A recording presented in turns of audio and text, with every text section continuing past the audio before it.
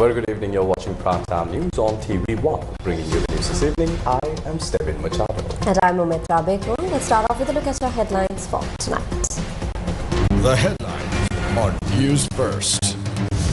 Veeravansa, Gammanpila, Tiran and Sarath lead Satyagraha in Colombo demanding Saleh's release.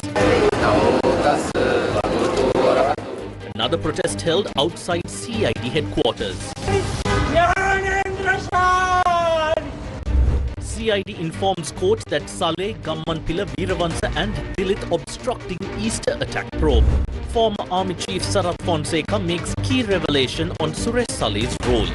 Saleh කියන්නේ හමුදාපති කාලේ මම හිතන්නේ colonel කෙනෙක් වෙන්න ඇති. විද්‍යාංශයේ ප්‍රධාන තනතුරු වලින් මම එයා ඉවත් කරලා හිටියේ වෙලේ. Rain forecast for several areas. Fishermen warned to avoid northwestern seas. Maharaja Media Network secures licensed broadcast rights for FIFA World Cup 2026. On to your top story tonight. The Criminal Investigation Department today informed the Colombo Fourth Magistrates Court that former State Intelligence Chief Suresh Saleh, along with Uday Gammanpila, Bimal Veeravansa and Dilip Jaivira, are obstructing the ongoing Easter Sunday terrorist attack investigations. The department stated that since the time of his arrest, Saleh has not provided constructive cooperation for the investigations.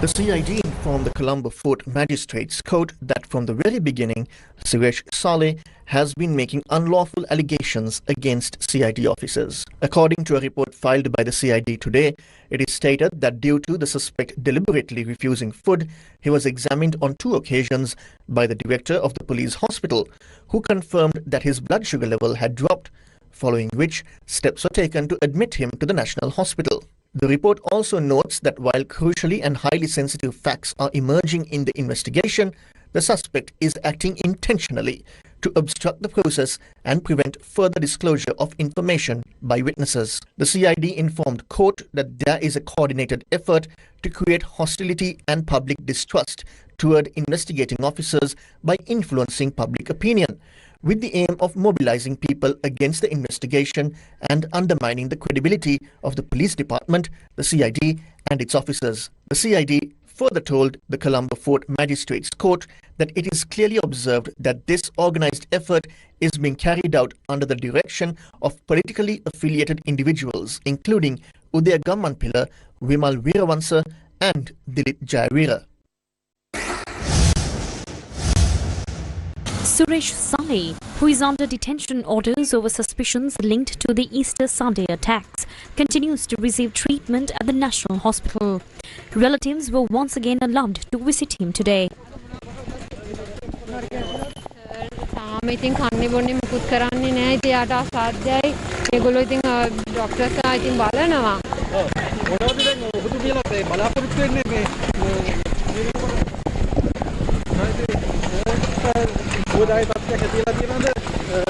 ඒගොල්ලෝ saline දෙනවා නමුත් sir කන්නේ බොන්නේ මුකුත් කරන්නේ නැහැ සර්ගේ ශාස්ත්‍ර sir නවත්තන්න.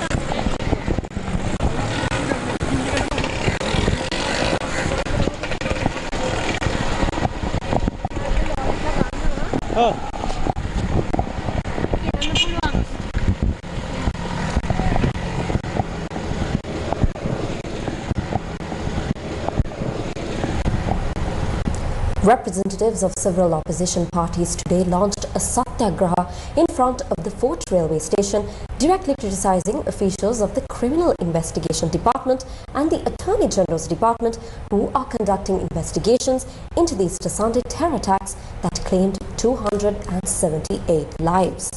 Now, the 2 ministers who were in charge of the police during the governments of Gotabaya Rajapaksa and Ranil Wickremesinghe, when these investigations were carried out, were also present to support the protest. While criticizing and issuing strong warnings against investigating officers, the group applied pressure, demanding the release of former State Intelligence Chief, retired Major General Suresh Saleh, who is currently being detained under the Prevention of Terrorism Act. Former Public Security Ministers Tiran Alas and Sarath Veerasekara, who had led investigations into the Easter Sunday attacks over a long period and made statements even in Parliament, were present to support the Satyagraha. Members of the Mahasangha, including Venerable Balangoda Kassapa Thera, Venerable Induragare Dhammaratana Thera, Venerable Thiniyavala Palita Thera, Venerable Bengamoe Nalaka Thera, and Venerable Anglugalle Jinananda Thera also participated in the Satyagraha, calling for Saleh's release. Before the protest began, police took into custody a lorry that had been brought to block the road in front of the Fort railway station, creating a risk to the public. The lorry and its driver were taken into police custody on charges of dangerous driving. During the Satyagraha, strong views were expressed about officials involved in the ongoing investigations and legal proceedings.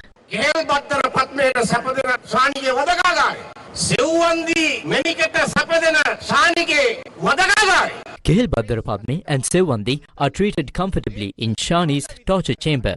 But when it comes to Suresh Saleh, the treatment is extremely degrading, inhumane and brutal. Shani may be having a psychological issue. Instead of treating it, they have given him the task of persecuting war heroes.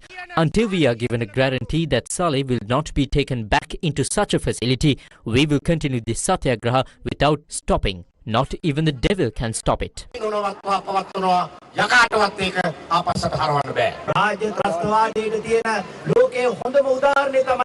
best example of what we call state terrorism today is Shani's CID torture center. If there is even the slightest suspicion regarding Suresh Saleh in relation to the Easter attacks, proceed with investigations. We do not oppose that. In fact, we want the truth to be established and to see him cleared if he is innocent. But if prisoners are human beings, then war heroes are also human beings. We are here to say that they must not be treated worse than animals.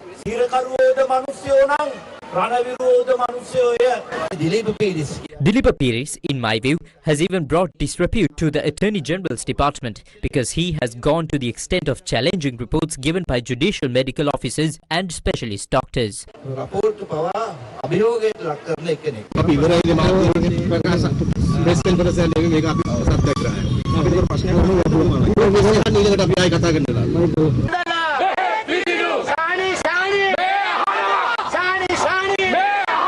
Suresh Saleh's mother also attended the Satyagraha.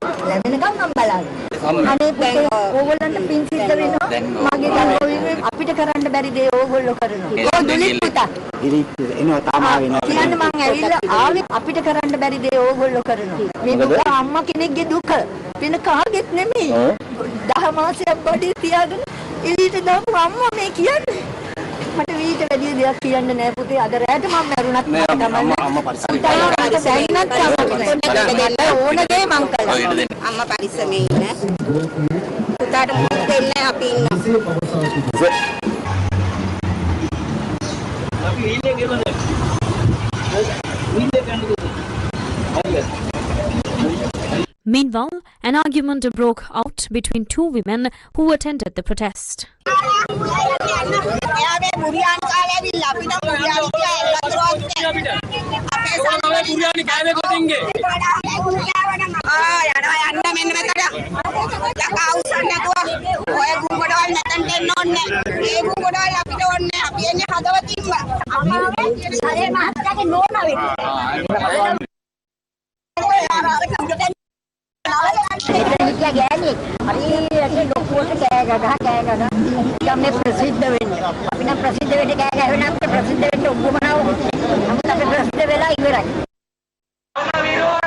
Nearly 2 hours after the Satyagraha began, Vimal Veeravansa left the location.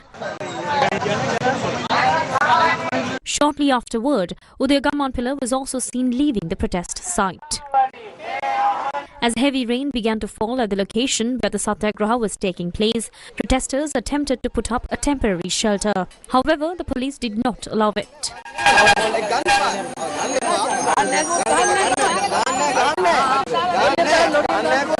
With the rain continuing, the protesters were forced to continue the Satyagraha under difficult conditions.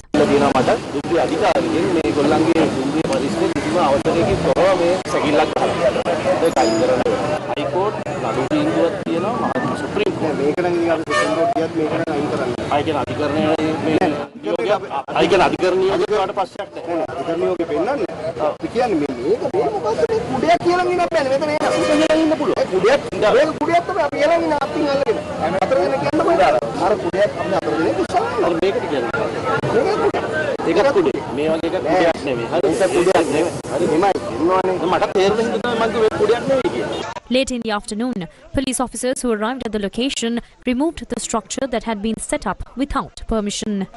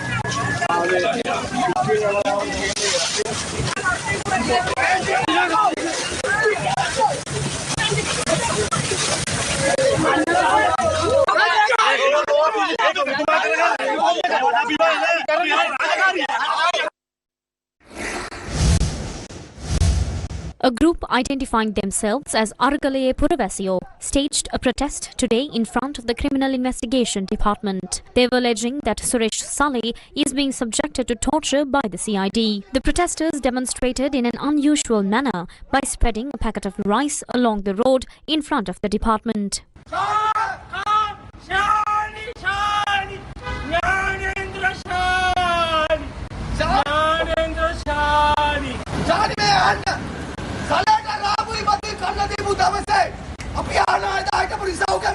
Shani, listen to this. When was Saleh given rice and radish? We asked this from the then in charge of the diet for the accused. The media must report this. Was Saleh given rice and radish to eat? Are there any notes in the books of the law enforcing agencies? Was he given rice and radish or fried rice? Do not place any wrong entries. We will take care of it in court.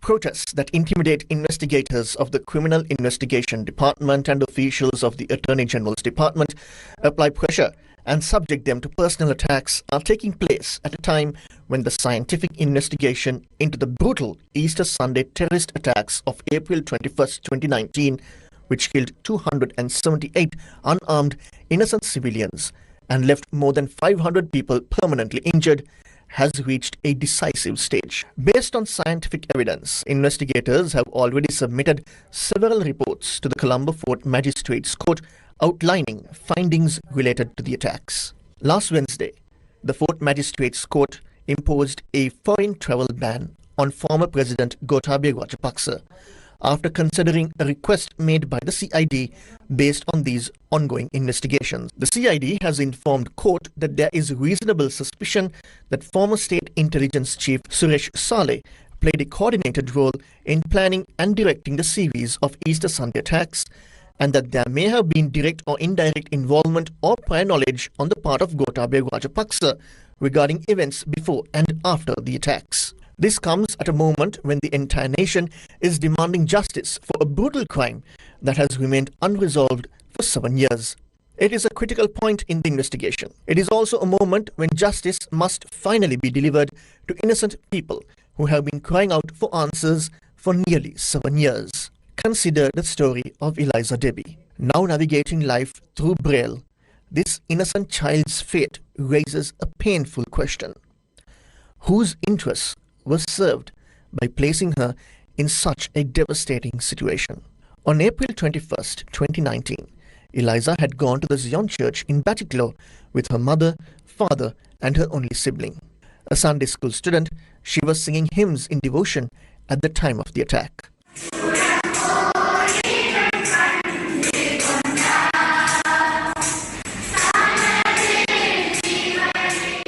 In an instant, she lost both her parents. When Eliza survived, she lost her sight forever and will never be able to see the world again. Now 13 years old, she continues to adjust to her new life, learning Braille and adapting to her surroundings by listening to sounds and rhythms, struggling for 7 years to rebuild her life.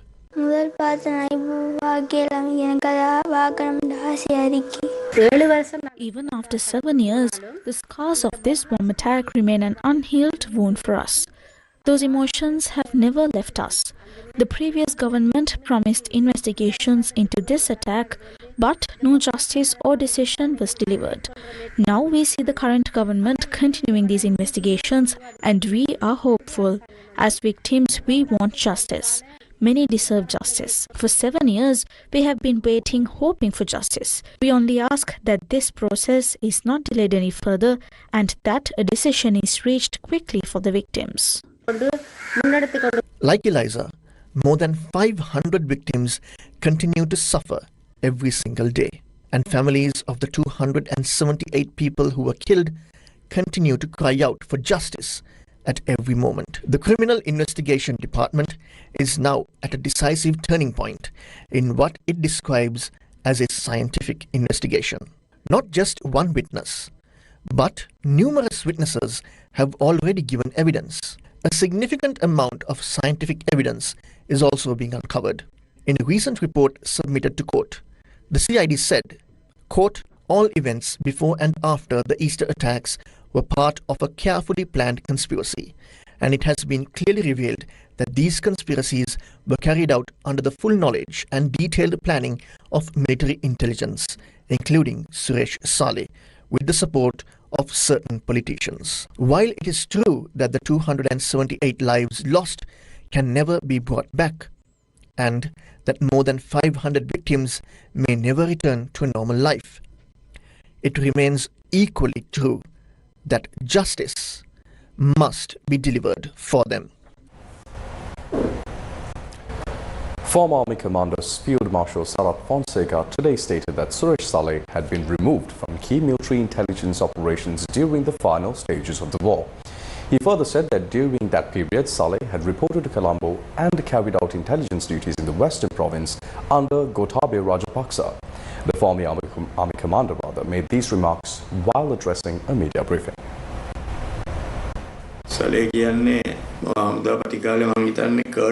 I believe Saleh was a colonel during my time as army commander. I removed him from key intelligence positions. After I removed him, Gotabaya Rajapaksa brought him into the defense ministry along with another officer I had removed, Kapila Hindavitharana. I think Hindavitharana was a general at that time. Both of them were kept under Gotabaya Rajapaksa. What Gotabaya Rajapaksa did was to assign them to handle intelligence work in Colombo and the surrounding areas. They were not involved in intelligence operations in the north and east. During that period, Saleh was engaged in intelligence work in the Colombo West area.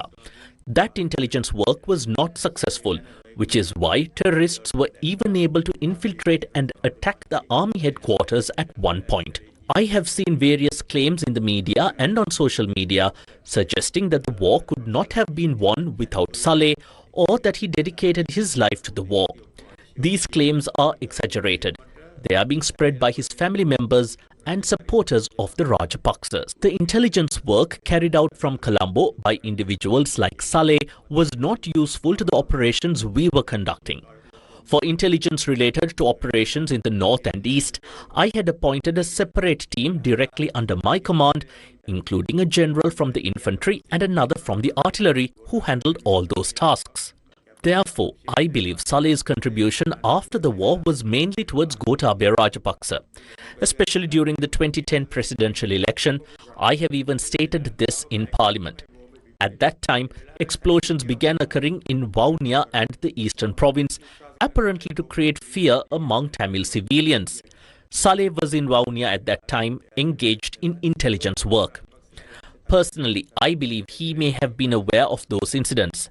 From that point onwards, he continuously worked in line with the interests of the Rajapaksas. I don't think he even moved without Gotabaya Rajapaksa's knowledge. He was that closely aligned, almost like an aide working under him.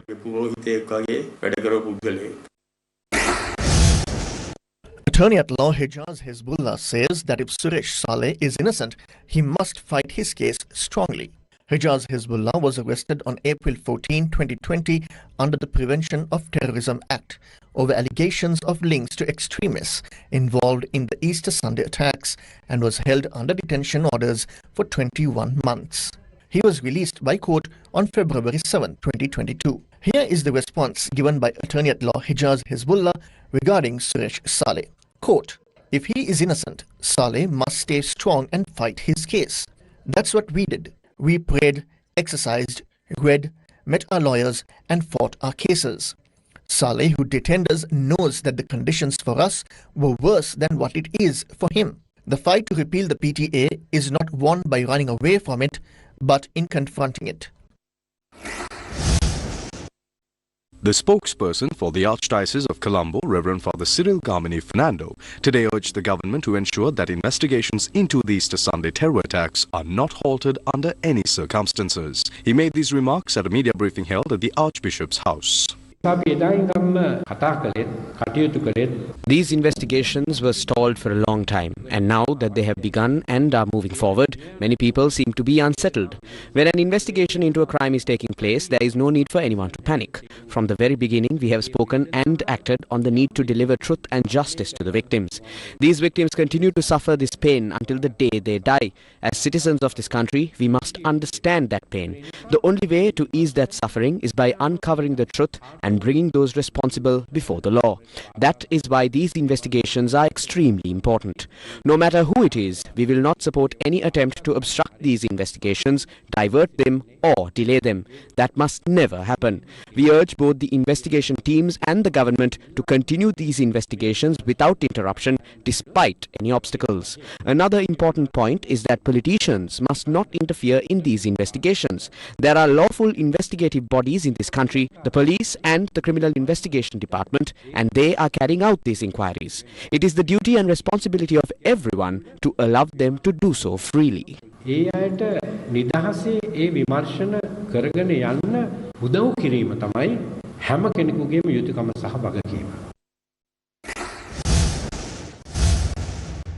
are the views expressed by the convener of the Inter-University Students' Federation, Madhushan Chandrajit.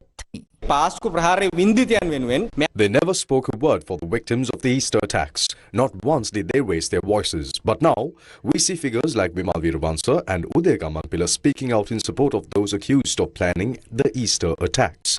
That is why we are telling the public, these are the same political groups that people rejected during the struggle, and their true nature is now being exposed again.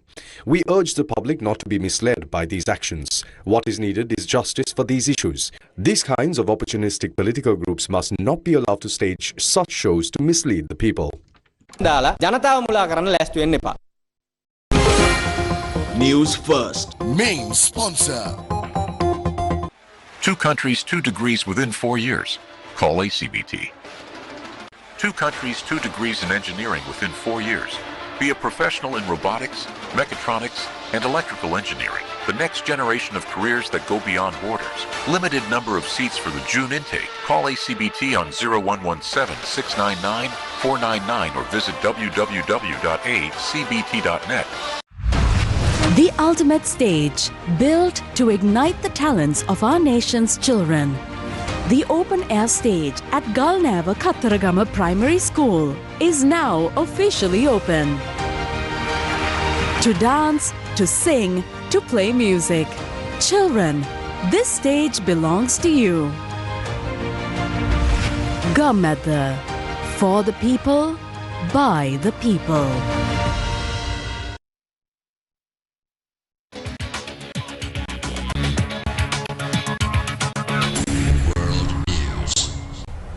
Moving on to news overseas now, US President Donald Trump has called on both Israel and Iran to stop attacking each other. Israel and Iran must immediately stop shooting. he said in a brief post on his Truth Social platform. Now, to bring us more details on this developing story, we now cross over to Jama Ratnayaka. Jama? Indeed. Thank you very much, Stevin and Metra. Taking a look at the situation in the Middle East and particularly oil prices, which have risen, and stock markets are under pressure as hostilities resumed before Israel and Iran after a new round of airstrikes. Investors reacting to the conflict are helping fuel a downturn in the world's financial markets, and the price of Brent crude oil shot up by 5% on Monday morning to more than $97 a barrel. Nevertheless, prices remain below the $100 mark and short of the $120 peak reached in the April as the war between the US, Israel and Iran raged. Here's what's happened on the 101st day of the war. Iran and Israel are locked in missile attacks as the fragile ceasefire in place since the 8th April appears closer to collapse than at any point in the past 7 weeks. These escalating hostilities between Iran and Israel come as the United States-Israel war on Iran entered its 101st day today. Iran's IRNA news agency reported that at least 2 powerful explosions were heard in Tehran and at least 3 in the city of Isfahan. The broadcast also reported that explosions were heard in Tabriz. The Israeli military had said it attacked military targets in western and central Iran. A security officer in the southwestern Khuzestan governorate told the Fars news agency that Israeli forces have attacked the Karun petrochemical company in the city of Mashhad.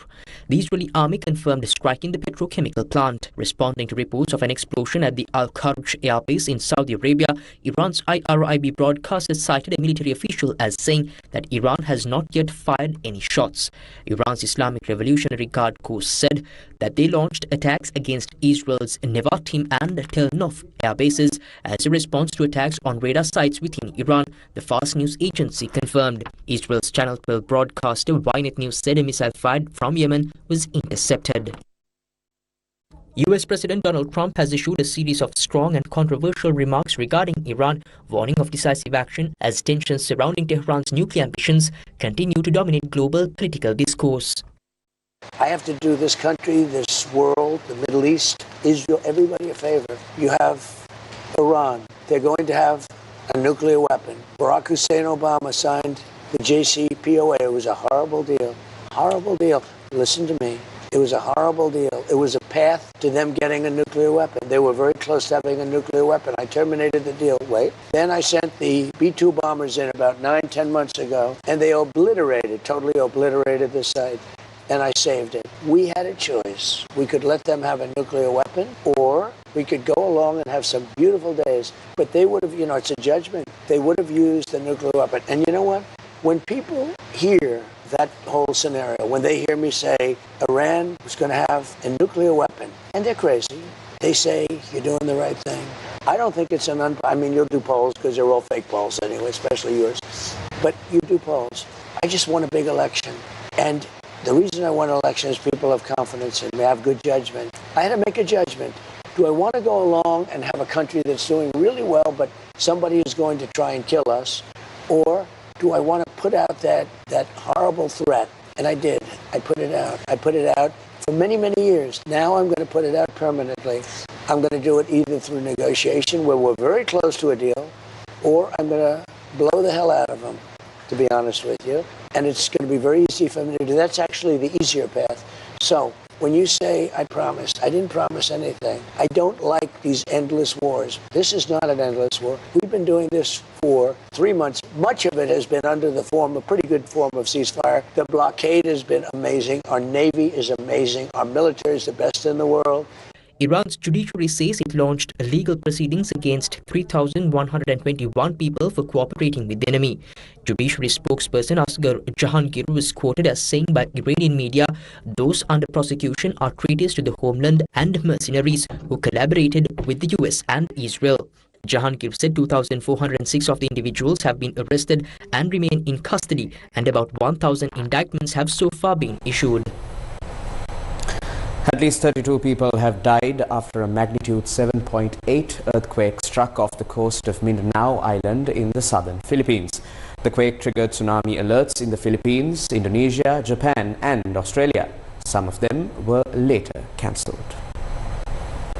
More than 100 people have been injured across several Indonesian provinces. Almost 2,000 are missing and 10,000 residents have been preemptively evacuated. Mindanao is the Philippines' second biggest island, both in size and population, and is home to around 26 million people.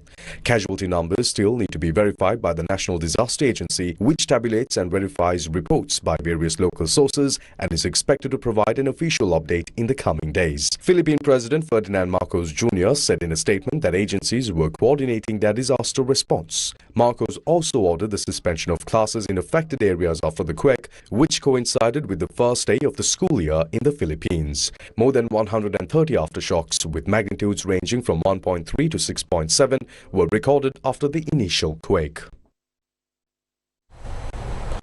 Chinese President Xi Jinping arrived in Pyongyang earlier today, according to Chinese state-run media, starting his first trip to North Korea since 2019 as the two nations prepare to mark in July the 65th anniversary of the signing of a treaty of mutual assistance.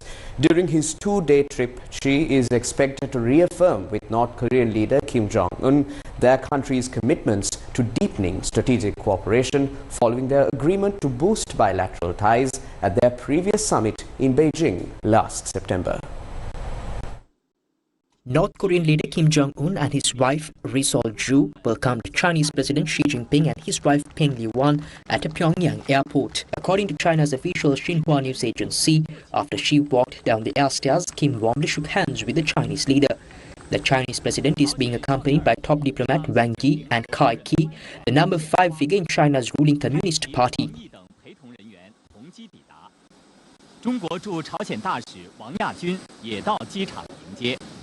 In the Rodong, Shin Moon, the official mouthpiece of the ruling Workers' Party of Korea, she said the two countries oppose hegemonism and power politics and reject any scheme or action aimed at reviving militarism and undermining regional security and stability.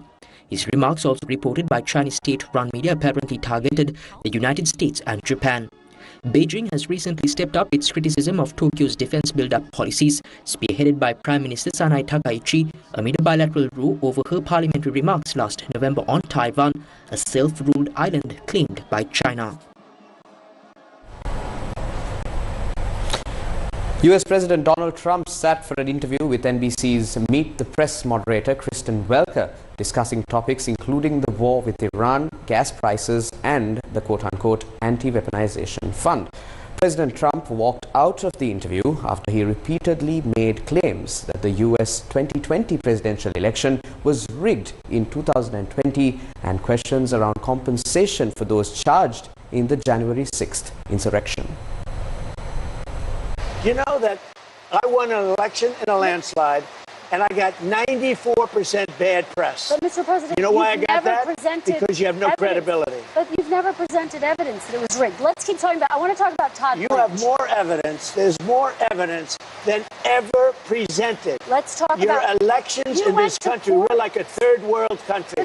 Your elections are crooked, and you're crooked, and Meet the Press is crooked, and so is ABC and CBS and CNN. But, Mr. President, you're one-sided crooked networks. Right. Let's call it quits because I've had enough. Thank you, darling. Have a good time. Mr. President, let's please. I traveled all the way to Wisconsin. I've sat in the rain with you. I know. I've sat in the rain with you for an hour, on and off in the rain, and I've given you enough time. You ought to straighten out your press because you know what? A country can never be great with a dishonest Listen, press. we traveled all the way to Wisconsin for this interview. Been eagerly waiting.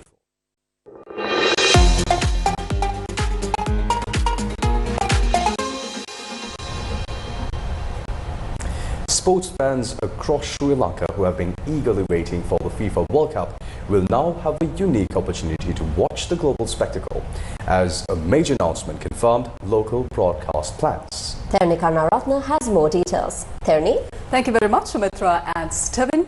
Well, moving on to sports news this evening, the licensed broadcasting rights in Sri Lanka for the 2026 FIFA World Cup have been secured by the Maharaja Media Network. This was revealed at a media briefing held today. The media briefing took place at the Football Federation of Sri Lanka headquarters with the participation of Group Director of the Capital Maharaja Group, Shevan Daniel, MTV Chief Executive Officer Yasarat Kamal Siri, PEO TV Chief Executive Officer Ruchira Weerakoon, President of the Football Federation of Sri Lanka Jaswar Umar, MBC CEO Buddhi Vikramanayaka, General Manager MBC and Newsfirst Sales Roshan Watawala and media representatives. This is a world event. It is an international event.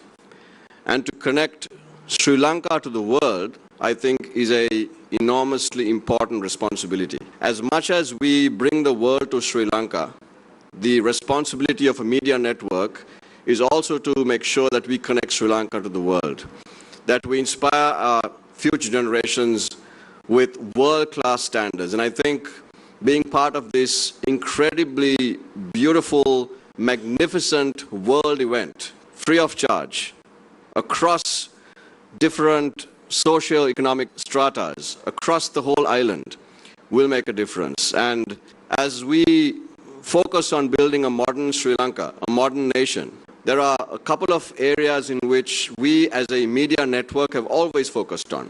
We believe that Sri Lanka has a gift to the world with its culture, its history, with its music, with its sports, and with her natural beauty. And across these areas, we believe that we can truly take Sri Lanka to the world. But it's also important that we inspire future generations by connecting them with these world events, particularly this year, as the world is divided by battles and wars and political polarization. A sport that can bring the world together, I think, will be an inspiration for us here in Sri Lanka as well. We expect to broadcast the tournament from the 12th of June to the 20th of July, spanning more than a month and a half with a total of 104 matches. Most matches will be played in the American region, meaning many will take place during the early morning hours for us. On some days, there could be up to 6 matches, including instances where 2 matches are played at the same time. However, I believe the Maharaja Media Network has the capability to broadcast all these matches, as we have 3 channels. The main broadcasts will be carried out through TV1, Sirasa TV and Shakti TV. Capital Maharaja Madhyajalaye තියෙනවා උන් සතුව නාලිකා 3ක් තියෙන නිසා. This is going to be an event watched by, anticipated by about 8 billion viewers or more in the world. And don't forget, Sri Lanka has about over 4,000 clubs, about 100,000 players.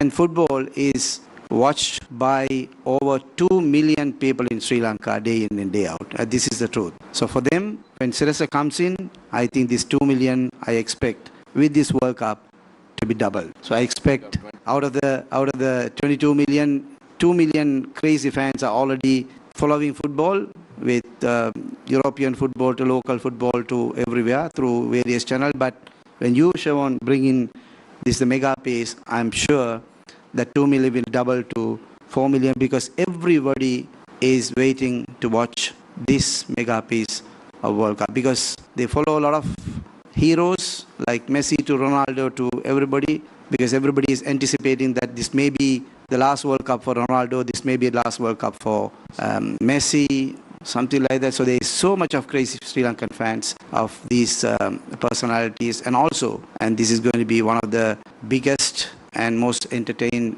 event in the world. As a national responsibility, SLT Mobitel POTV has once again stepped forward.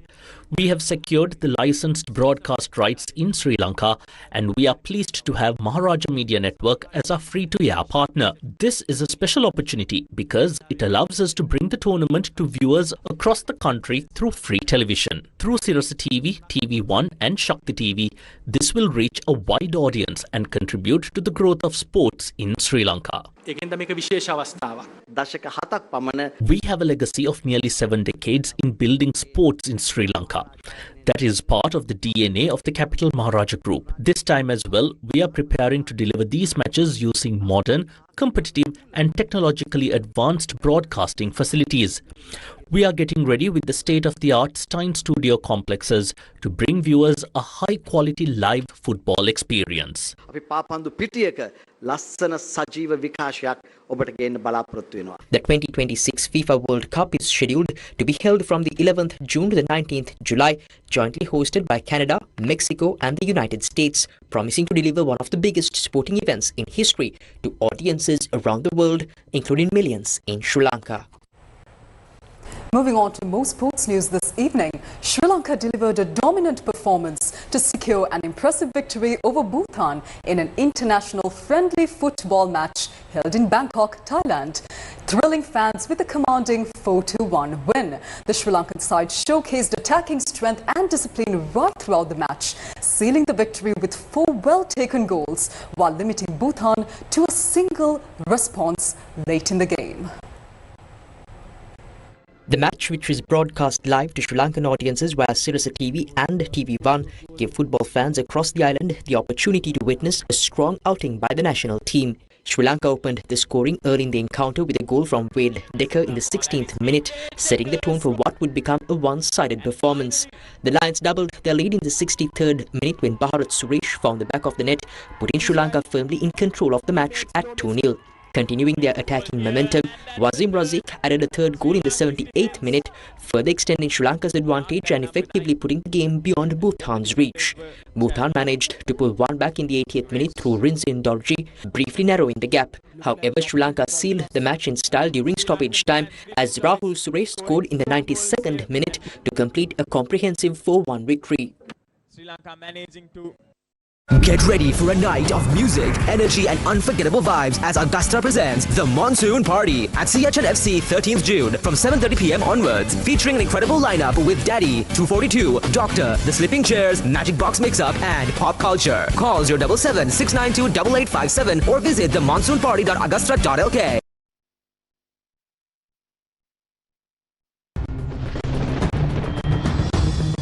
Weather first.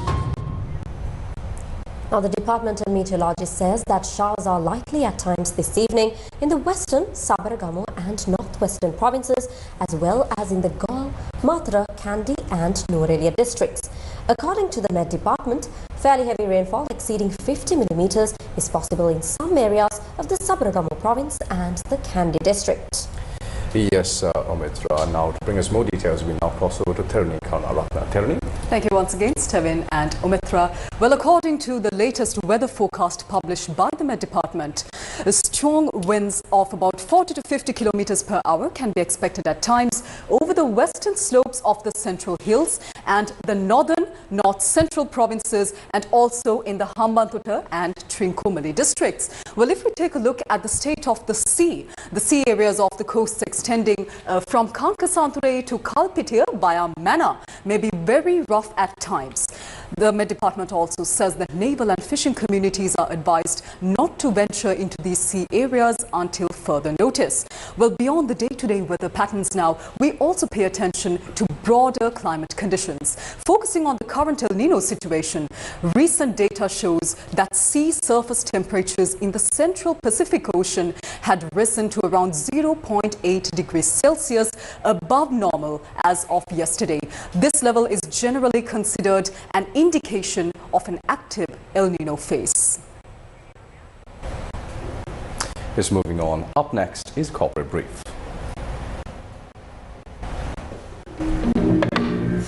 Sampath Bank opened its latest branch at the Colombo Port City today.